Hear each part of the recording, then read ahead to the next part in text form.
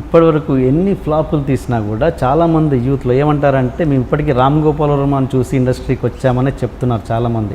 అంటే ఏంటంటే అదే మరి ఇప్పుడు చాలామంది సక్సెస్ఫుల్ డైరెక్టర్స్ ఉన్నారు, పేర్లు వద్దు కానీ పెద్ద పెద్ద సూపర్ హిట్స్ తీశారు, పెద్ద పెద్ద బడ్జెట్లు తీశారు. వాళ్ళు ఏమంటారంటే వాళ్ళు అసలు ఇంత సక్సెస్లు ఇచ్చినా కూడా ఆయన ఒక గాడ్గా ఉంటున్నారు ఇండస్ట్రీలో. ఏంటి మ్యాజిక్ అసలు? మీరు ఎట్లా దీన్ని అనలైజ్ చేస్తారు? ఐ థింక్ నా ఒపీనియన్లో ఇప్పుడు ఒక సినిమా హిట్ అవ్వటానికి ఒక కంటెంట్, ఒక స్టార్డమ్, ఒక డైలాగ్, ఇలాంటి ఏదో రకరకాల ఫ్యాక్టర్స్ ఉంటాయి. ఎంటర్టైన్మెంట్ ఆస్పెక్ట్ అవ్వచ్చు, సాంగ్స్ అవ్వచ్చు, ఇది అవ్వచ్చు. కానీ ఒక సీన్ ఇట్లా తీయచ్చు, ఒక ఫ్రేమింగ్ కానీ, ఒక కంపోజిషన్ కానీ, ఒక బ్యాక్గ్రౌండ్ మ్యూజిక్ కానీ, అంటే చాలాసార్లు నాకు ఎయిర్పోర్ట్లో మామూలు ఆడియన్స్ అంటే మామూలు పబ్లిక్ సినిమాకి సంబంధించిన మీ ఫ్రేమ్స్ భలే ఉంటాయండి. అసలు టీవీలో చూడగానే మాకు మీ సినిమాని తెలిసిపోతుంది, ఒక షార్ట్ చూడగానే ఆ సినిమా మేము చూడకపోయినా మీ సినిమాని తెలిసిపోతుంది అని చెప్తూ ఉంటున్నారు. సో ఆ ఇండివిజువాలిటీ వచ్చేసరికి ఎప్పుడైనా కూడా మీరు ఒక దాన్ని ఇన్స్పైర్ అయినప్పుడు ఒక ఇండివిజువాలిటీ కనిపించదు దాంట్లో. ఓకే, ఆ ఇండివిజువాలిటీ లేనప్పుడు ఎంత పెద్ద హిట్ అయినా కూడా మర్చిపోతారు మీరు. ఇప్పుడు చాలాసార్లు చాలా సూపర్ హిట్స్ అవుతాయి. ఫర్ ఎగ్జాంపుల్ 2012 అనే సినిమా సూపర్ డూపర్ హిట్ అయింది. తెలుగు డబ్బింగ్లోనే అసలు ఇట్ కలెక్టెడ్ లైక్ మ్యాజిక్. మన జంగిల్ బుక్. నాకు తెలిసి ఎవరికి డైరెక్టర్ పేరు తెలిసి ఉండరు, అడిగి కూడా ఉండరు. యూనో, ఎందుకంటే అది మీకు ఎంటర్టైనింగ్ ఆస్పెక్ట్లో ఎక్స్ట్రాడినరీ అనిపించింది. కానీ సబ్ కాన్షియస్గా ఇప్పుడు అలాగే నేను విజయవాడలో ఇంజనీరింగ్ కాలేజ్ చదువుతున్నప్పుడు ఫస్ట్ టైం జాస్ రిలీజ్ అయింది. ప్రతి ఒక్కడు కాలేజ్ స్టీవెన్ స్పీల్బర్గ్ గురించి మాట్లాడుతున్నాడు. ఆ ఒక్క సినిమాలోనే అసలు డైరెక్టర్ అనేవాడు ఎందుకు సెట్ చేశారంటే అది ఇంపాసిబుల్ థింగ్. ఎందుకంటే ఆ సినిమాలో తీసిన విధానంలో ఈడు ఎవడో ఉన్నాడురా, ఏదో ఉంది అని ఒక ఫీలింగ్ వచ్చింది అందరికీ. అంతకుముందు ఎన్నో సినిమాలు చూసాం, ఇంగ్లీష్ సినిమాలు, ఒక్క డైరెక్టర్ పేరు తెలియదు మాకు. కేవలం జాస్లో స్టీవెన్ స్పీల్బర్గ్ ఎందుకు registered. Individual similar thing Shiva. Ankusam కూడా పెద్ద హిట్ అవ్వచ్చు, లేకపోతే గరానా మొగుడు పెద్ద హిట్ అవ్వచ్చు. కలెక్షన్స్ వైజ్గా నాకు తెలిసి 10-15% కన్నా ఎక్కువ డిఫరెన్స్ ఉండవు ఈ సినిమాలు అన్నిటికీ. అంకుశం ఇంపాక్ట్ వచ్చినప్పుడు, ఆ వెరైటీ కనిపించినప్పుడు సడన్గా మీకు ఒక పేరు రిజిస్టర్ అవుతుంది. That's only answer I can give. ఎందుకంటే నా వ్యక్తిత్వం అనేది ఒక డిఫరెంట్ స్టైల్లో కనిపిస్తుంది. అది బ్యాడ్ అవ్వచ్చు, గుడ్ అవ్వచ్చు, కానీ సెపరేషన్ ఉంటుంది. రామ్ గోపాల్ బ్యాక్గ్రౌండ్ స్కై ఈ టైప్లో, కెమెరా వరకు ఈ టైప్లో ఉంటుంది, సౌండ్ ఎఫెక్ట్ ఆ టైప్లో ఉంటుంది అనేది మీకు ఒక ఆల్మోస్ట్ ఆ స్టైల్ అనేది ఒక వ్యక్తిలో అయిపోతాడు. నాకు చాలా పెద్ద డైరెక్టర్ ఒక 2 years బ్యాక్ నాకు చెప్పాడు. తను వరుసగా మూడు సూపర్ హిట్లు తీసాడు తను తెలుగులో. ఓకే, అండ్ సార్ నాకు ఒకటి అర్థం అవుతుందండి, మీరు ఎన్ని ఫ్లాపులు తీశారు, నేను 3 సూపర్ హిట్లు తీసాను వరుసగా.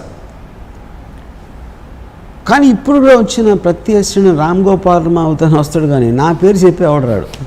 తనే చెప్పాడు కదా. అది దానికి రీజన్ ఇది. మీ ఇండివిజువాలిటీ ఉన్నప్పుడే you will stand out. For example music తీసుకోండి, ఎంతోమంది సూపర్ హిట్ మ్యూజిక్ వేస్తారు. ఇళయరాజా ఎందుకు ఉంటుంది, ఏఆర్ రెహమాన్కి ఎందుకు ఉంటుంది? ఆ టైం అంత పెద్ద పెద్ద సూపర్ హిట్ మ్యూజిక్ ట్రాక్స్ తమన్కి ఉండొచ్చు, మణిశర్మకి ఉండొచ్చు, లేకపోతే దేవిశ్రీ ప్రసాద్కి ఉండొచ్చు. వాళ్ళ పేరు అందరికీ తెలుసు.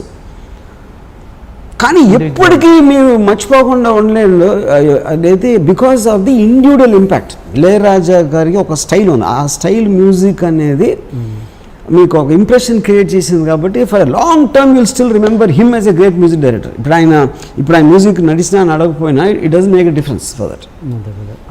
యా, ఆ డైరెక్టర్కి మరి ఆన్సర్ అప్పుడు కొత్త మ్యూజిక్ డైరెక్టర్ వచ్చినప్పుడు ఇక్కడ బాంబేలో కూడా నేను ఇప్పటికీ మొన్న 25 years మ్యూజిక్ డైరెక్టర్ నా ఇన్స్పిరేషన్ ఇళయరాజా అని చెప్పాడు. ఆ డైరెక్టర్కి మరి ఆన్సర్ చెప్పారా? ఇదే ఆన్సర్ మీరు ఇప్పుడు ఏదో పెద్ద డైరెక్టర్ అన్నారు కదా, పెద్ద డైరెక్టర్ ఇదే ఆన్సర్ చెప్పారు? నేను చెప్పలే ఆన్సర్ చెప్పలేదు. ఓకే, సరే, ఇళయరాజా గురించి వచ్చింది కాబట్టి టాపిక్. మీరు అప్పట్లో పెద్ద ఇళయరాజా గారు, రెహమాన్ అందరితో చేశారు. అంటే ఇప్పుడు చేయకపోవడానికి ఏంటి, చిన్న టెక్నీషియన్లు పెట్టుకోవడానికి కారణం బడ్జెట్?